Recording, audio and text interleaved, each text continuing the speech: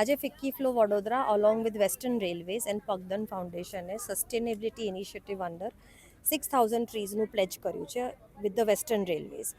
આજે અમે 6000 ઝાડ અહીંયા વેસ્ટર્ન રેલવેઝની કોલોનીમાં પ્લાન્ટ કરવાના છે. એમાં બહુ બધા ડિફરન્ટ ઝાડ છે, સ્પેશિયલી નીમ અને એવા બધા ઝાડ જે એરને પ્યોરિફાય કરે. બરોડામાં ગ્રીન કવર ઓછું થઈ રહ્યું છે અને FICCI FLO Vadodara has taken a pledge કે અમે એફર્ટ્સ કરીશું કે all over Vadodara we can plant more trees, કે આપણું એર ક્લીનર થાય, આપણી માટે, આપણા સ્વાસ્થ્ય માટે સારું થાય ને આપણી ફ્યુચર જનરેશન માટે પણ સારું થાય. એની પહેલાં અમે CISF કોલોનીમાં પ્લાન્ટેશન કરેલું ફોર અરાઉન્ડ 1500 ટ્રીઝ. આજે અને બીજા આવતા 6 મહિનામાં પણ અમે બહુ બધા ઝાડ બધે રોપવાના છે.